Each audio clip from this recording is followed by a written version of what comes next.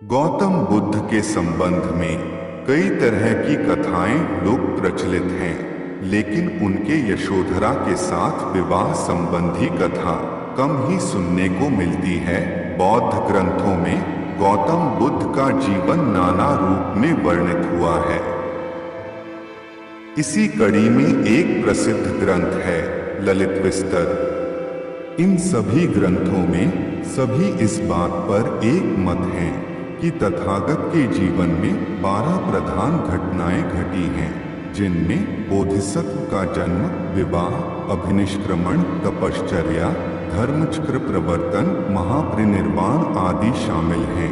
ललित विस्तर में महापरिनिर्वाण को छोड़कर अन्य सभी घटनाओं का वर्णन ललित रूप में मिलता है। इसी ग्रंथ में राजकुमार सिद्धार्थ के साथ यशोधरा के विवाह से संबंधित एक बड़ा रोचक प्रसंग वर्णित है। कथा के अनुसार जब राजकुमार सिद्धार्थ विवाह योग्य हो गए तो महाराज शुद्धोदन ने सभा में उपस्थित 500 शाक्यों से कहा कि वे देखें कौन सी कन्या कुमार के योग्य है। सभी शाक्यों ने कहा कि उनकी कन्या सबसे श्रेष्ठ और सुपात्र है। तब महाराज शुद्धोदन ने कहा कि कुमार से ही पूछा जाए उन्हें कैसी कन्या पसंद है। सिद्धार्थ ने कई तरह के गुण गिनाए, यथा रूप से मदमाती न हो, जिसके चित्त में माता व बहन के समान मैत्री हो, जो त्याग में रत हो, जिसमें श्रमणों तथा ब्राह्मणों को दान देने का शील स्वभाव हो आदि। महाराज शुद्धोदन ने पुरोहित को आदेश दिया कि वे कपिलवस्तु के प्रत्येक घर में जाकर कुमार द्वारा बताए गुणों वाली कन्या देखें।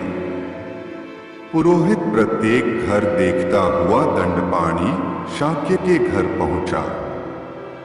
दंडपाणी की पुत्री गोपा यानी यशोधरा को जब पता चला कि वे कुमार के लिए कन्या की खोज में आए हैं, तो गोपा ने बताया कि ये सब उत्तम गुण उसमें हैं। जब यह बात महाराज शुद्धोदन को पता चली तो उन्होंने सोचा कि प्राय स्त्रियां ऐसे गुणों के अपने में होने का दावा करती हैं।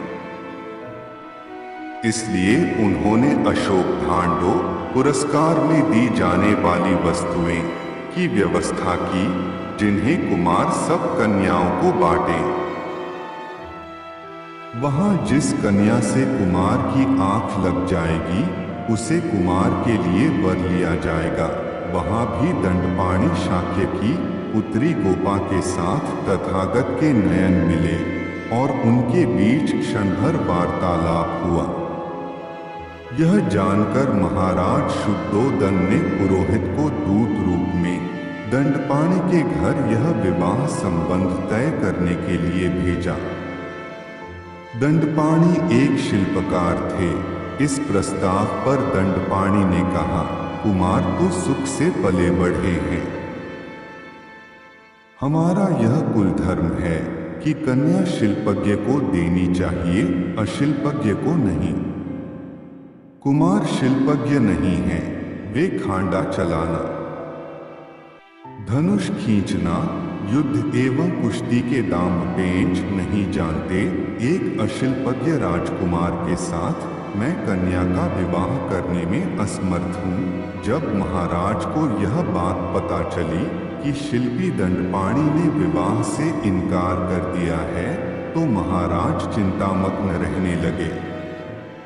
जब कुमार सिद्धार्थ को इस विषय में पता चला तो उन्होंने अपने पिताजी से कहा, क्या इस नगर में कोई ऐसा व्यक्ति है जो शिल्प प्रतियोगिता में मेरी प्रतिस्पर्धा रख सके?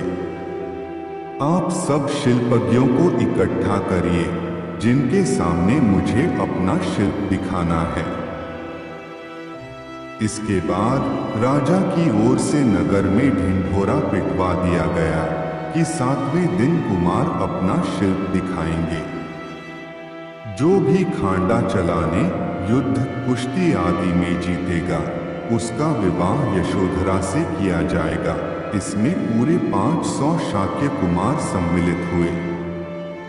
इस प्रतियोगिता में अक्षर विद्या, हस्तरेखा विद्या, गणित शास्त्र, अंक शास्त्र, मल्ल विद्या, तरण अर्थात तैराकी, प्लवित यानी ऊंची कूद, लंघित अर्थात लंबी कूद, धनुष कला, हस्तिग्रीवा यानी हाथी की सवारी, क्रियाकल्प यानी श्रृंगार करने की विद्या जैसी 96 कलाओं का प्रदर्शन किया गया और सभी में राजकुमार सिद्धार्थ विजेता रहे थे।